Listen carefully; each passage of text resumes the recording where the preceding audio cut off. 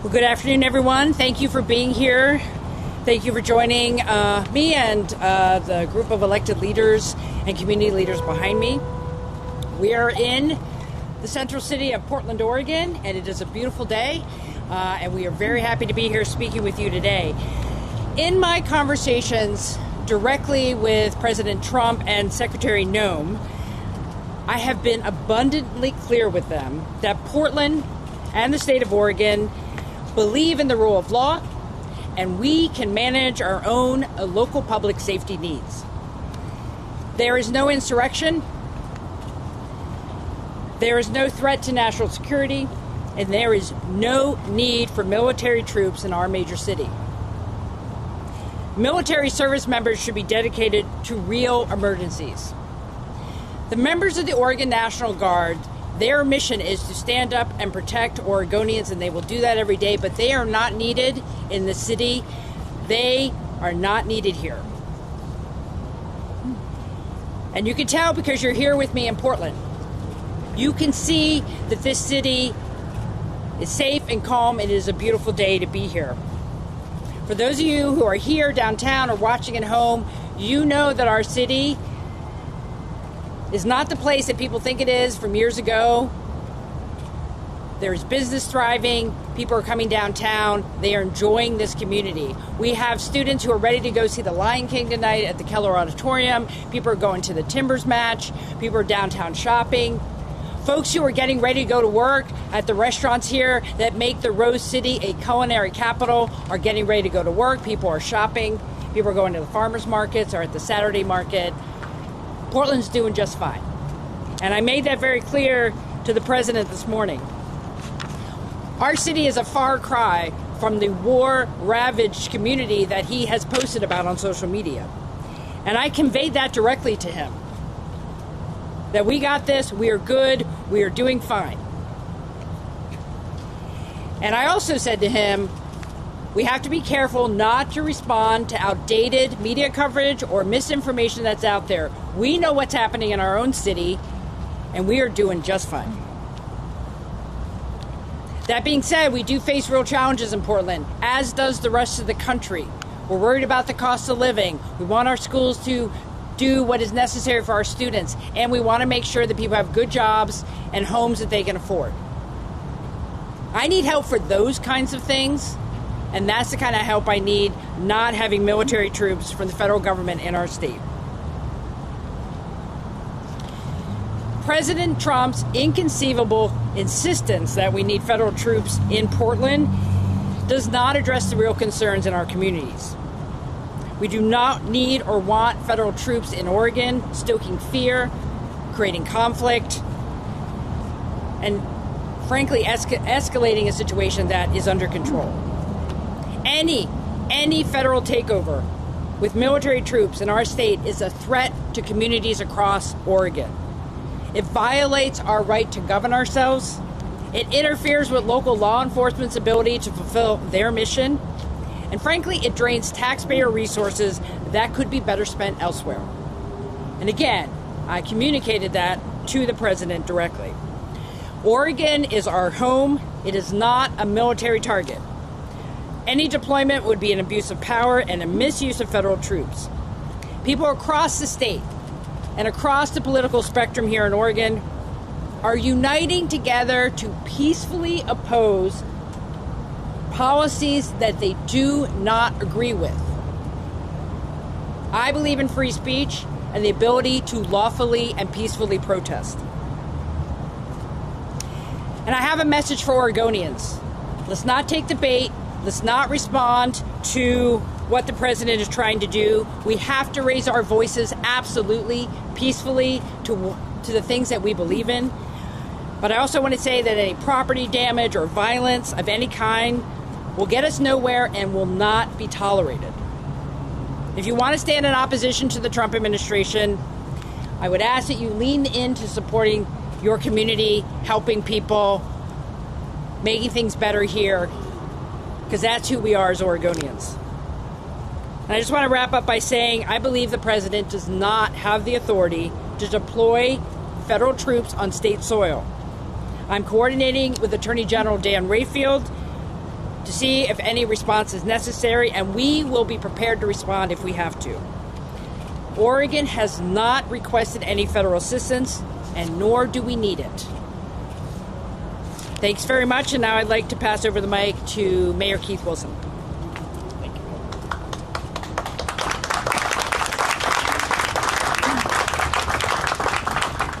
Well, good afternoon, and thank you for joining us. And also thank you to the friends and colleagues that are standing with me today. Appreciate you on such short notice coming out to show your support for Portland. I'll jump right in. President Trump has directed all necessary troops to Portland, Oregon. The number of necessary troops is 0 in Portland and any other American city. And let me repeat that. This is an American city. We do not need any intervention. This is not a military target. The president will not find lawlessness or violence here. I've been so deeply disappointed to see the footage from a half-decade ago recycled and then recycled again. If President Trump came to Portland today, what he would find is people riding their bikes, playing sports, enjoying the sunshine, buying groceries or produce from a farmer's market, as the governor had noted. We've had hard conversations and we've done important work in the years since that footage was taken. We reformed our public safety system. We've refocused our community and on our economy. And we've redoubled our efforts to help our most vulnerable. In fact, we could use federal help for all those things I just listed. Imagine if the federal government sent hundreds of engineers or teachers or outreach workers to Portland instead of a short, expensive, and fruitless show of force. On Monday, I will gather with a dozen regional mayors to sign a joint statement modeled after that of Mayor Brandon Johnson of Chicago, who received the same ugly threat of military deployment as Portland now has. Like Mayor Johnson's executive order, our statement will be one of values, of caring for our community and caring for each other. And that's what we need right now, not occupying troops. It will also cover the standards that we hold ourselves to, and the standards that we must, as a nation, hold our federal law enforcement and military to. We have a place at the table for everyone willing to lend us a hand, and that should include the federal government. Again, I am so deeply disappointed with the federal government's irresponsibility. At the end of the day, this may be a show of force, but that's all it is. It's a big show. And after big show, everyone goes home, and that's what I want to happen here today. In Portland, we have a long and proud tradition of peaceful protests. We have a long and proud track record of being at the forefront of positive social change. There are new risks today, risks that we do not yet fully understand. The administration has refused to elaborate on what they mean when they say they will deploy full force against our city and citizens.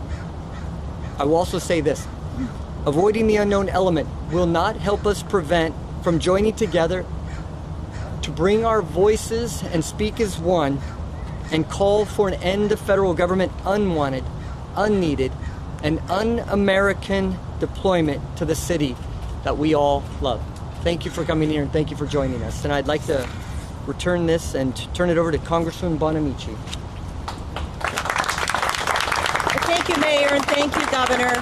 I'm Suzanne Bonamici, and I proudly represent Oregon's 1st Congressional District, where we are right now. I share Portland with Congresswoman Maxine Dexter. On the outskirts, we have Congresswoman Andrea Salinas and Congresswoman Janelle Bynum. And we're here as a delegation to say we do not need and we do not want federal troops here in Oregon. This is a gross abuse of power by the president. He does not have the authority to send military troops to a city. And I tell you, I am in Portland a lot. I was at the ICE facility a couple of days ago. I was in Portland yesterday on the east side for a meeting and last night for an event. Nowhere did I see one single indication that we need military troops here. I strongly oppose this action by the president, and I thank the governor and the mayor for their words. And I also want people to understand that Portland is a place of possibility. It's a place where here today we see the sun shining, people out in the streets, shopping in our stores, going to our amazing restaurants. We have amazing businesses here in Portland, and that is what Portland is about. It's a thriving, wonderful community, and sending military troops here will only make it dangerous, not just for people in Portland, but for the entire region. We need to stand together as a community, and we know how to do that in Portland. We respect the right for peaceful protest, and for people who want to do that, please be peaceful. We all want that to happen. We want people to exercise their free speech rights peacefully, but we also want to send a message to this administration. There are so many things you could be doing to help Portland. You could let us hire back the federal employees you fired. You could send us the dollars that Congress appropriated for infrastructure, for housing, for education. Those are things that will help Portland. Sending military troops here will not. So the congressional delegation stands together with the governor, with the mayor, with the business leaders and everyone, the elected leaders who are here today, saying no military troops in Portland. We are here to say no. We are here to say Portland is a great city that's thriving. No military is welcome or needed here. I agree with the mayor. The number of necessary troops is 0. And now it's my honor to turn it over to Bob Day, our Portland Chief of Police.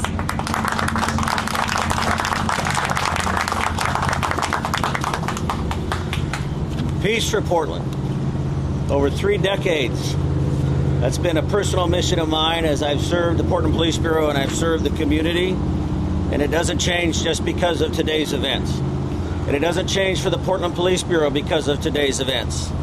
The men and women of the Police Bureau will continue to show up and to provide the highest level of service and safety to ensure peace for Portland, for all Portlanders. We have had an amazing year of free speech expression, and I have no doubt that will continue.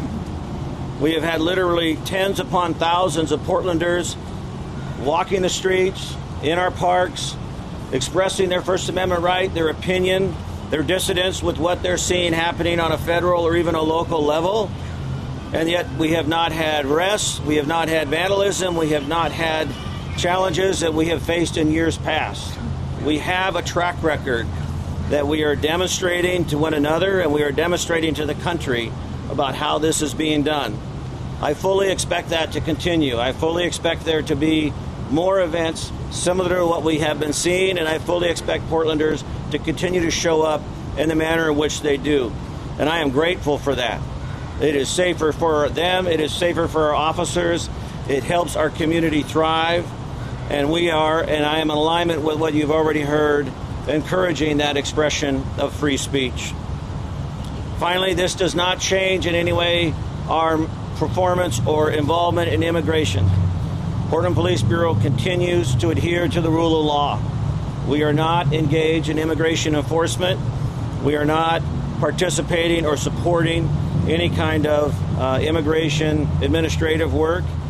I've been very transparent with our community and our leaders. I am in regular contact with our federal leaders on the law enforcement side, just as I have been in the last 24 hours with our immigrant leaders and also protest organizers.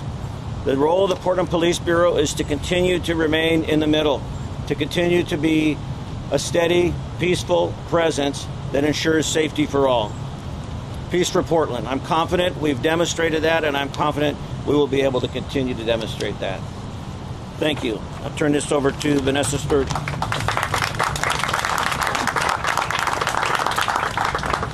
Thank you, Chief, and thank you to everyone for being here this afternoon.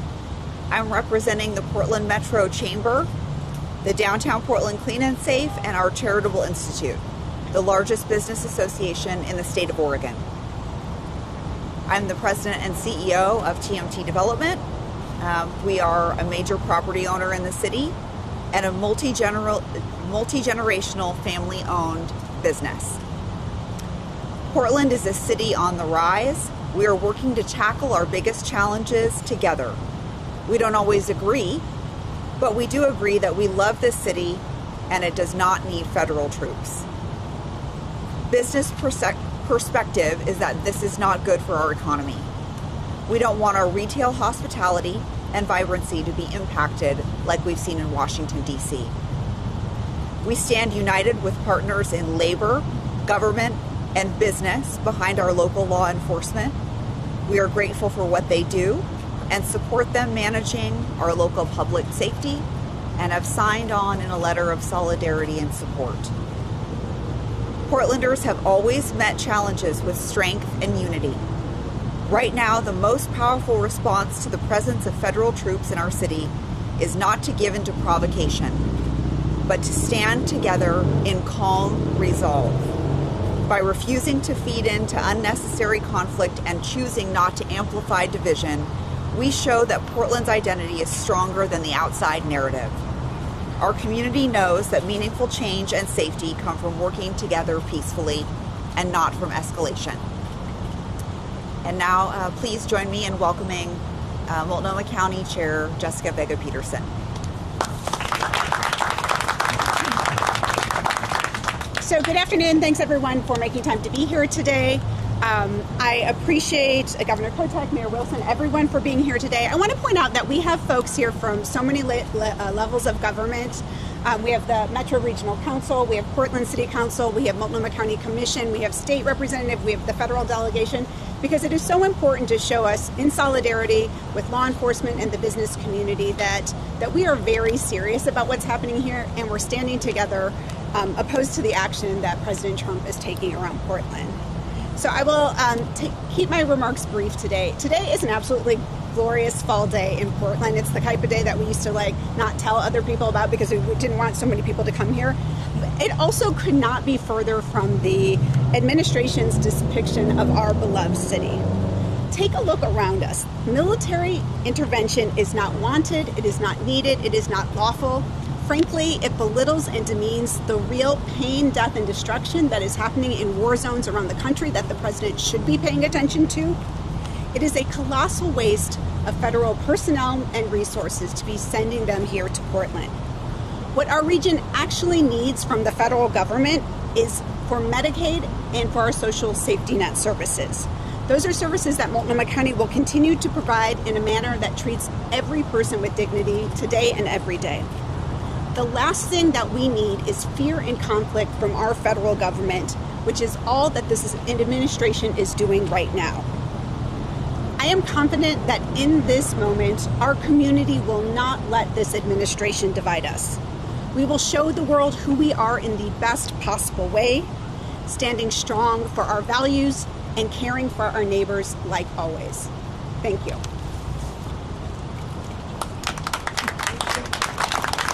Thanks so much. Now a brief time for reporter questions, and I know that there are members of the public who are here. There are also members of staff who are here as well. So this portion of the program is intended for members of the media so that they can clearly and factually communicate with the public.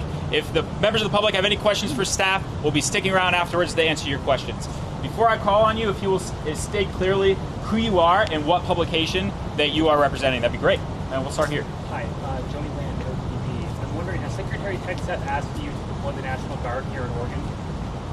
We have had written communication from the Department of War, and we are reviewing that. But I want to go back to my earlier conversations with both Secretary Noem and President Trump this morning. I was very clear with them. We disagree with the premise that we need federal troops here. And at this point, I am not going to be approving any utilization of Oregon National Guard. Is that what you're asking for, Governor? And we'll start here. I'm Victor Parkowitz, paying to you. What was President Trump's response to you during those conversations? And also, are you planning to sue the federal government alongside Mayor Pete Wilson, similar to what California did when troops arrived there? Well, I think this is a very fluid situation, so I'm not going to speak to future actions. My conversation with President Trump was trying to understand his rationale. And I believe it is based on information that is not accurate today. There are protests here, but it is not what we saw during the pandemic where we had significant violent protests. I told him that. He thinks there are elements here that create an insurrection. I told him there is no insurrection here and that we have this under control. I have complete faith in Portland Police and Chief Day to make sure that we're holding people accountable if they cross the line. But we have lawful protests here and we do not need military troops.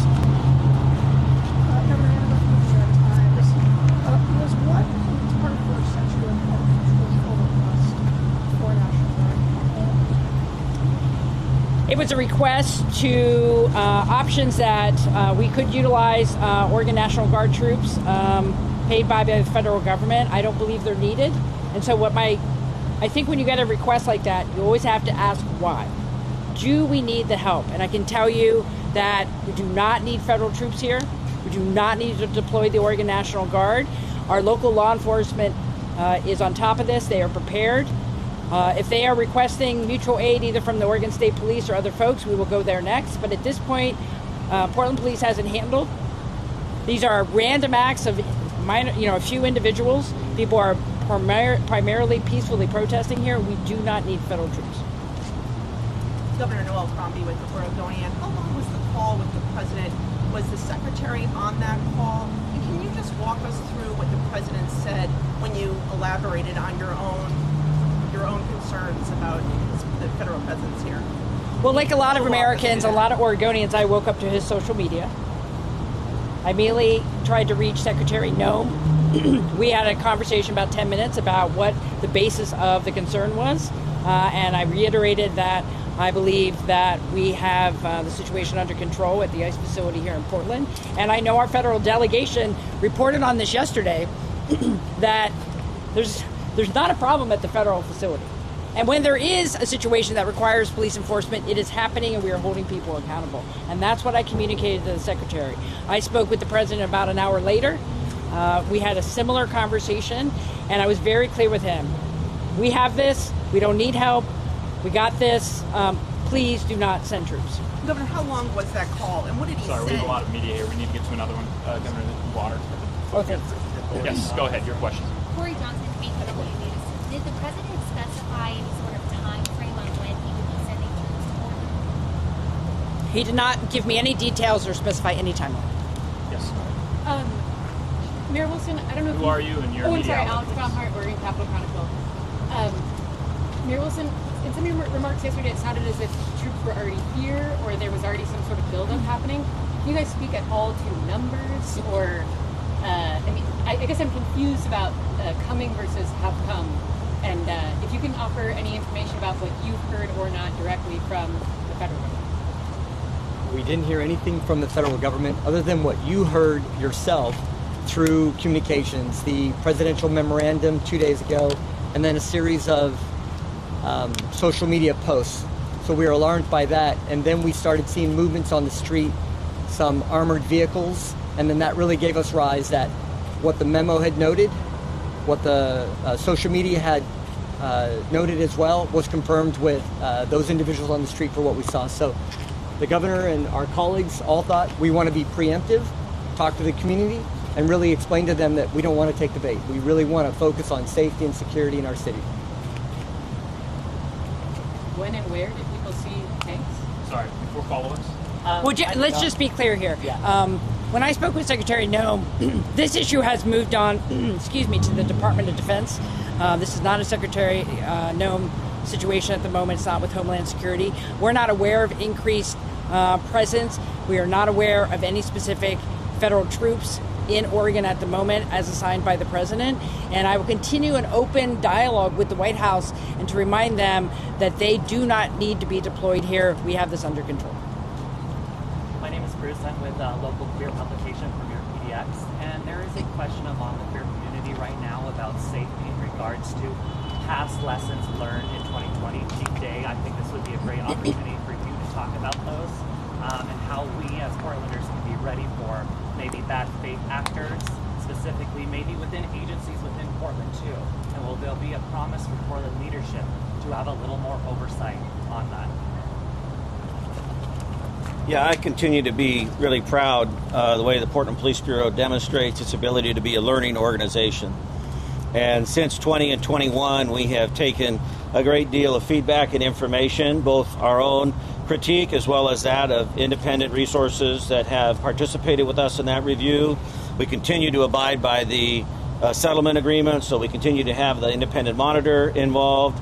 And we have in that embodied many of the recommendations. For example, real quickly, our dialogue officers. We now have officers that have received extensive training. This is a national model. We're also working internationally with the UK and some of their experts as well. And our dialogue officers would show up on protests or public order events. They're dressed differently. They have a different uniform. They make contact with organizers. We reach out ahead of time. The flow of communication over these last several demonstrations has been fantastic and much appreciated.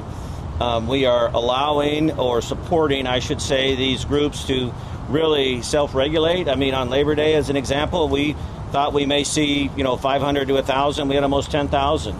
And it was fantastic. And we facilitated a few street blockages. But I think the message has resounded, and you've heard it clearly from the governor and the mayor and others today, that we are in support of peace for Portland. We are in support of that kind of behavior. Officers will be held accountable that do not adhere to our directives or our policies or state law, and I'm committed to that as well. Thank you. Claire Rush, Associated Press. Mayor Wilson, you said yesterday there was an armored vehicle that was seen. Perhaps you and the governor could just confirm what was seen, if there was an armored vehicle, like how many of them, what federal agency it was from, where was it seen, and are there actually federal troops here in Portland currently? So let's be clear on some of the language we're using, okay? There's a difference between the military and law enforcement. And there are several facets to federal law enforcement. There's the Federal Protective Service, which is a uniform component, and they've been in Portland for a number of years. They handle security at a variety of federal buildings, including the ICE facility in Southwest Portland. So FPS is the acronym. And then you have ICE, which immigration is what's associated with that. You have two arms of that. You have the enforcement side, where they're doing detentions and serving in the immigration capacity. And then you have Homeland Security, HSI, the Homeland Security part, which is doing ongoing drug investigations and other things like that. You have the FBI. So you have a lot of federal law enforcement already in the city. What we saw yesterday and what we know yesterday is that there was an increase in federal law enforcement to be able to provide support and security to this facility. There was a belief that they needed to strengthen that. I'm not part of that conversation. They're not required to share their operational plans with us. But we do know that there has been an increased number of federal police officers deployed here in Portland. And I believe the reference to the armored vehicles is some of their equipment, which is not uncommon for them to have. An armored car or something like that. We haven't seen it deployed, but it would not surprise me. I saw something on the news that I'm speaking to now offhand. That is not something that I've been told, but that's the distinction. So it's Federal Protective Services that's seen an increase? Well, it could be Federal Protective Services. It could be Border Patrol. It could be HSI. I mean, it is an alphabet of organizations on the federal law enforcement side. I don't want to speak specifically because I don't know the titles of who's here, but I do know that there are more federal law enforcement officers here designated to provide security for the buildings and try and, in their mind, try and provide a higher level security for their staff and employees, etc. Yes, you. Okay. Heather Roberts with the Oregon Radio News Network. Just to clarify the timeline this morning, then, Governor, you had to reach out to the president after he posted on Truth Social, or did anyone from the White House initiate that conversation before he posted it on social media? We had no proactive communication from the White House until I reached out. This is Andrew Schwartz with Willamette Week. Governor, can you clarify the statement regarding, it sounds like you were saying a memo was sent seeking authorization to use the Oregon National Guard. Did I misunderstand that? There was some kind of document, it sounded like the Trump administration sent to you regarding the deployment of the National Guard. Correct. Because of the president's statement and the direction to the Secretary of Defense, they sent us a pro forma invite under different authorizations. We are not responding to any of those at the moment. My goal right now is to have no federal troops in Oregon at the request of the president. Everyone is united here to say we don't need it, and that is a no. I'm going to continue communicating that to the president, and I hope he will be open to reconsidering the deployment. Well, we have time for 3 more questions. We're going to go here. Governor Ward Johnson from Fox 12 Oregon. I know at a press conference last night with other local leaders, there was some concerns from protesters in attendance voicing concerns about local leadership not doing enough. We keep hearing, that you're going to communicate that these troops aren't needed. What do you have to say to some of these people who are saying that you all are not doing enough to prevent this from happening? I think we're being very clear about what our values are, who we are, what we want to see happen, and what is actually happening here in Portland, which is a safe city that people can feel comfortable being here. We do not have the type of situation that the president seems to think we have, and so we're communicating that. Our job as elected leaders is to be clear with Oregonians about what the situation is and communicate that to the federal government and President Trump. I also want to say that we all have responsibility to speak our voices, lift our voices, speak our political truths peacefully, and Oregonians have been doing that for months. Hundreds of thousands of people talking and being in the streets, lifting up their voices and saying what they do not like about the Trump administration. And they have been doing that peacefully and lawfully. If people cross the line, we will hold them accountable. And so I don't think anyone should be misconstrued that we are not also standing up for free speech. We believe in free speech and free expression and political discourse in this state and in this country, and we can do it lawfully and peacefully. Governor, you actually spoke. Who are you and what? Dave Sparling, the Oregonian. Governor, you actually spoke with President Trump. I mean, what was his response? You haven't told us. Did he comprehend your message? What did he say in reply? What's his plan? As one executive to the other, I spoke with the president. I asked him not to send troops. I tried to understand his reasoning, and I told him we are taking care of it, that I have full faith and confidence in local law enforcement, and the folks here today, we do not need federal troops. And I said, we disagree, and he said, well, let's keep talking. That was his reply. Yes. Last question. Go ahead. We've seen in other states Trump asking governors to send their National Guard troops. It seems clearly Oregons would not be working on behalf of the president. Have you been in contact with any other states' governors about requests they've received to send National Guard troops to Oregon? So a couple things. I have been in contact today with Governor Pritzker and Governor Newsom to learn from their experience. As the Commander-in-Chief of the Oregon National Guard, I will only deploy our members when it is needed to protect Oregonians. There is no mission for them right now. They are.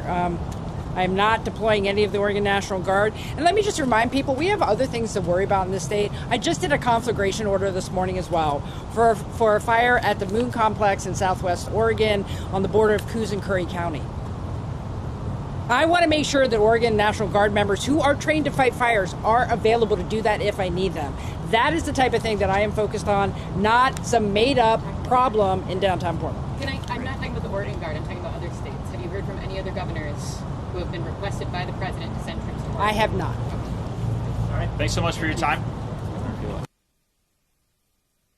Here, we are one group. We are united. We believe in Oregon and we believe in Portland, and we are going to keep telling the president that. Thank you very much.